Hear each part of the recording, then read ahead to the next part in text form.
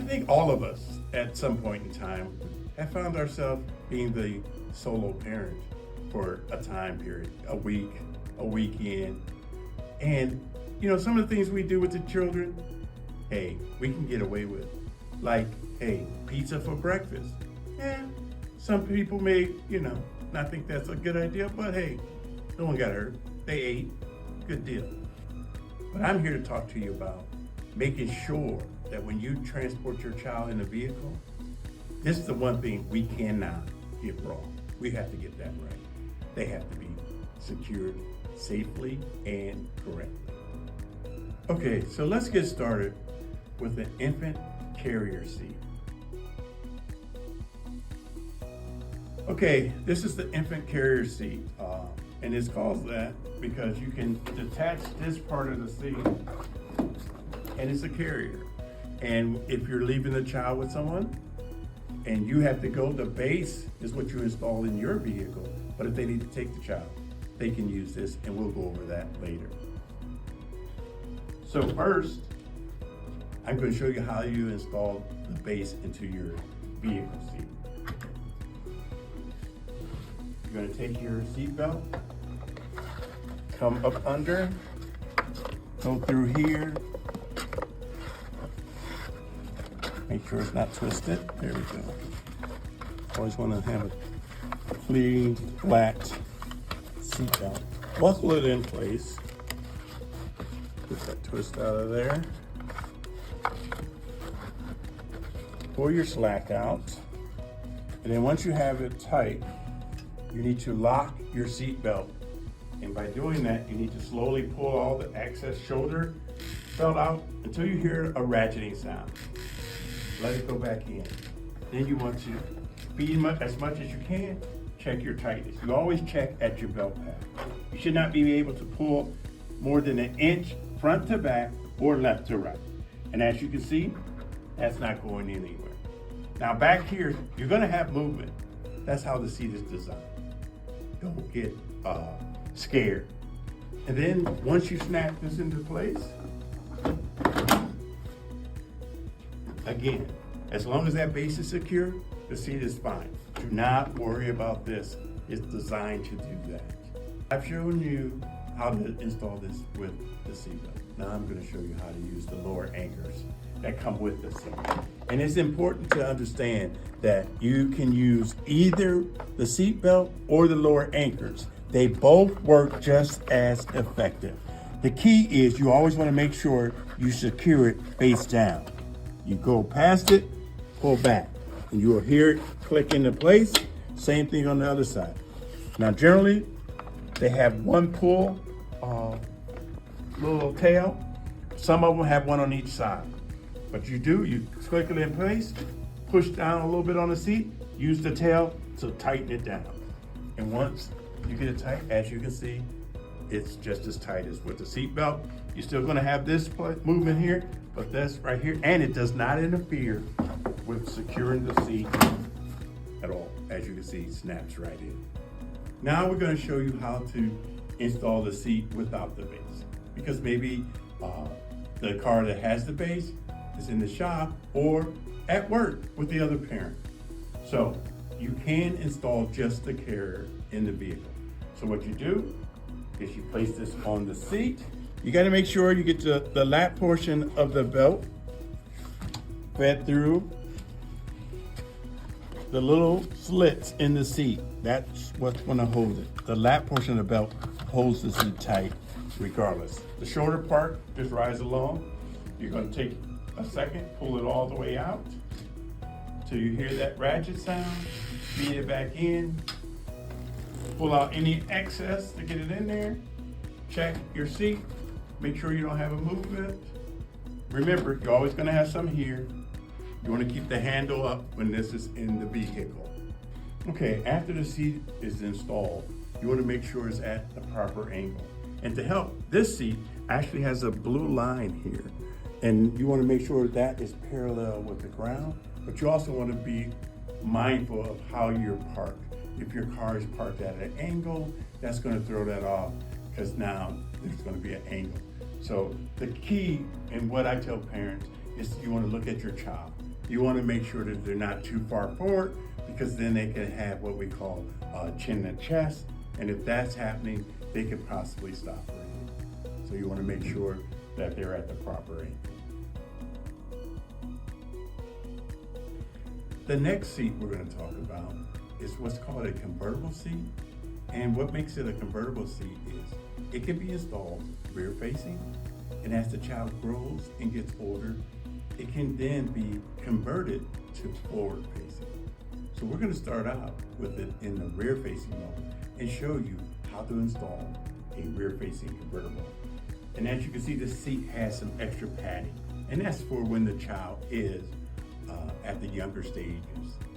But when they go to the forward section, they'll need to come out. Okay. All right, let's start with rear facing. There's a couple things we have to make sure we do. One, like I said, the padding here, you want to make sure it's in place. You may need to adjust the head one down, just depending on the size of the child that will be riding in here rear facing. The other thing, the most important thing here, is this foot has to come down to give you the proper angle for rear facing. So we're going to put it in the seat like so. We're going to take the seat belt. We'll do the seat belt first, and then we'll do the lower anchors.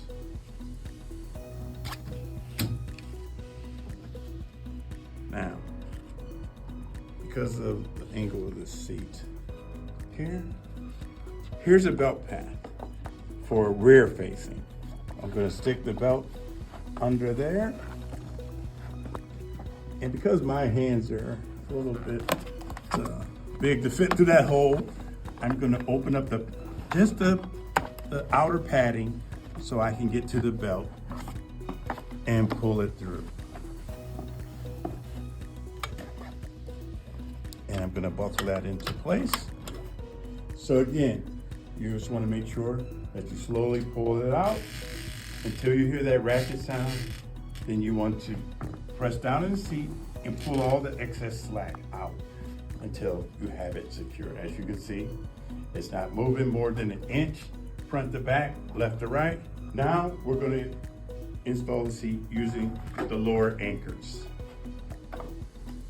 Again, we're going to unfasten them. Make sure, the key to this though, is to make sure it's not twisted. Because if it's twisted, then you're gonna have a problem. So you have to work that twist out first so that you have it laying the correct way. So you want it coming through so you can lay it down. And again, you want to take and secure it. Now we're moving over to this side. Same thing, face down, push it on, lock it in place, then reach back over for the little finger loop. Now, here's where parents sometimes make their mistake. They're trying to pull this on this side, and they're pulling outward because they have it installed on the driver's side, or they're trying to reach over and pull, and they're just not getting it tight. Here's a little hint. Open that up. This way you're pulling right in line with the belt, and you see how that pulls so much easier. And it goes right in line with the belt. Then you can feed that all the way over, just to make sure you get all the excess slack out. And then you can give it a pull over here as well. And now you have it installed. Let's talk about the seat in rear facing mode. If you come around to this side, you can see the padding that's inside. Your harness straps for rear facing, they need to be at your child's shoulder or just below, okay? This chest plate needs to be right at the child's armpit level. All right, the padding stays in the seat for rear facing. It can go all the way up to the 40 pounds rear facing. But once you take it to forward facing, all this excess padding comes out. So we've installed the convertible seat rear facing. Now we're going to install it forward facing. And there's a couple things you need to change before you can go to forward facing. One, we already did, and that is putting the foot back down for forward facing. Next, we have to change the harness slots. These are for rear facing, and then the top two are for forward facing, and the one in the middle is kind of even. The key though is you want to make sure it stays straight in the front. You don't get it twisted. Then once you have it there, you want to go ahead, slip this on, but you have to make sure it goes all the way past that lip. So it's sitting totally in there, okay?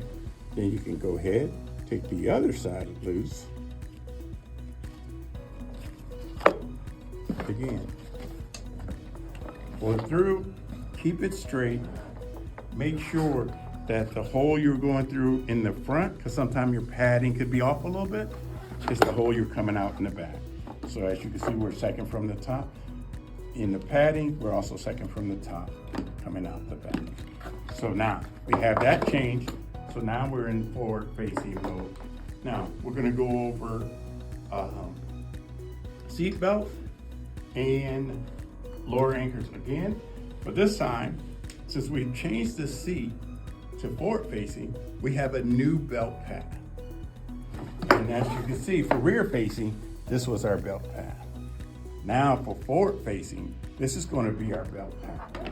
And when you have a seat that has two belt pads, the easiest way to remember which one to use is when you're installing the seat, whichever belt pad is closest to the back of your vehicle seat, that's the belt pad you want to use.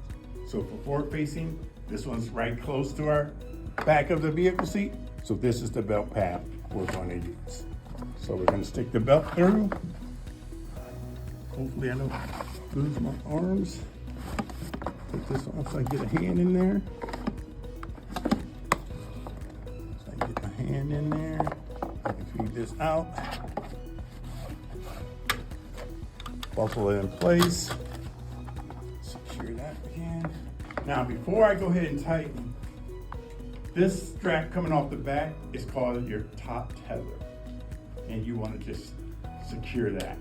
Depending on the vehicle you have, if it's a sedan type vehicle, the anchor point for your top tether is going to be in the window well, generally. If it's a van, an SUV, it could be halfway down the back of the seat. It could be up in the ceiling where you secure it. It could be one of the tie downs in the back of the vehicle. So we just go ahead and we attach that. We haven't gotten it tightened yet because we want to tighten the seat first. And again, you pull all the excess out. You hear that ratchet sound.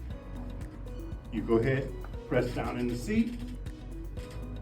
Get your slack out, then you tighten down your top tether. And again, there you go. Now we're going to show you the lower anchors. First of all, you have to change where your lower anchors come out because they're coming out for rear facing. So to change that, you just pull them back in. You're probably going to have to put a twist in there. Let me see. So you want to make sure that when it's coming out, they're coming out the right way so they'll be face down. So, because you're going to move this up. And you just take the belt, do a little twist here. Okay. Now, I'm going to go around the back of these harness straps because I don't want to interfere with how the harness straps come up. I'm going to pull that one out this way, and then the other one comes out the other side. And this one should. And as you can see, they're coming out the correct way. You want to remember, always connect them face down, clip them, and pull them back to you so you can make sure they're secure. Secure your little front back. Again, don't forget your tether. When you're using lower anchors in a forward-facing seat, you must include the top tether. I haven't pulled it tight yet. Always secure the seat tight first, then tighten your tether, okay? Again, push down and pull up. And as you can see, the strap is over here. And I just usually put my thumb right on the release button, push down and pull up. That way it's going straight where we want it to go. And then you go ahead and tighten this down. All right, now that we have the seat secured forward facing, remember, we changed the harness. So now your harness straps need to be at the child's shoulder or slightly above, okay? Now, when we're securing this, I always start with the chest plate low, because when I pull this tight, as you can see, it's gonna move. So don't start with it at the armpit level, because when you tighten up the harness straps, it's gonna move up, you're gonna have to readjust it. And then after I get it tight, then I adjust it up to the armpit level of the child, and they are safe and they're secure, and the seat is safe and secure. Okay, now that we've come from infant seat to convertible, rear facing and forward facing, now your child's ready for a booster seat, okay? You wanna use one that has a back on it when the vehicle seat either has a low back bench seat or it has a fixed headrest that your child could outgrow the height of. And that's why this one has an expandable height, so that your child will always be protected from head and neck injuries, okay? Now, a lot of times when you move to the booster seat, parents get so thrown out of whack because they're used to securing the seat with a seat belt or lower anchors first. Booster seat, you don't do that. The booster seat sits on the seat, the child then sits in the seat, and then the belt comes across the child and the seat. The belt is actually holding the child and the seat. Now, it has this nice little seat belt guide right here. If you want to feed the shoulder portion of the belt in here. All right, once you have the seat in place, then you take the belt, feed it across, make sure that the lap portion goes across, buckle it in place here, okay? And then you want to feed it up and get it under the guide. And the guide is what's going to help make sure that the belt comes across your child's chest at the proper angle. And if you need to raise it, you can, or lower it to get that angle correct. All right, we talked about the booster seat with the high back. Now we're going to talk about the booster seat without a back, or what they call a backless booster, okay? It's basically the same. It sits on your seat, okay? The seat belt comes across. Oh, we'll talk about this little tag that I have in my hand in just a second. The seat belt comes across, buckles in place just like the other one. And remember, on booster seats, you don't have to lock the mechanism that locks the seat belt, okay? Now, this little piece coming off the back is used to go over the shoulder portion of the belt, so that when your child is sitting in it, let's say it's hitting them up too high, you just grab this little piece here and you pull down, and it adjusts that shoulder belt so it fits your child correctly. All right, and like I said, that adjusts so that it fits the child correctly, coming across the middle of their chest. But you also need to remember, any booster seat, when the child is not sitting in it, you need to make sure you keep it secured to the vehicle with your seat belt, because otherwise in a crash, it becomes a projectile. We've discussed the infant carrier seat, the convertible seat, which converts from rear facing to forward facing, and the booster seat. Now, generally on your infant carrier seats, the weight limits can vary depending on the manufacturer, so make sure you read those for whichever seat you have, the instructions. But they're gonna start around 4 pounds up to 22 pounds rear facing, or some of them actually go up to 30, 35 pounds. All right, it's important to remember convertible seats have 2 weight limit requirements, one for rear facing and one for forward facing. Typically, they're gonna go from 4 to 5 pounds up to 40 pounds rear facing. Forward facing, they're gonna generally start around 22 pounds and go up to 65 pounds for forward facing. But again, you're gonna have to check the seat you have, read the owner's manual, and they'll give you the exact weight because some seats are slightly different. And again, the booster seat starts at 40 pounds. And this particular one goes up to 120, some go up to 100. Again, read the owner's manual for the seat that you have.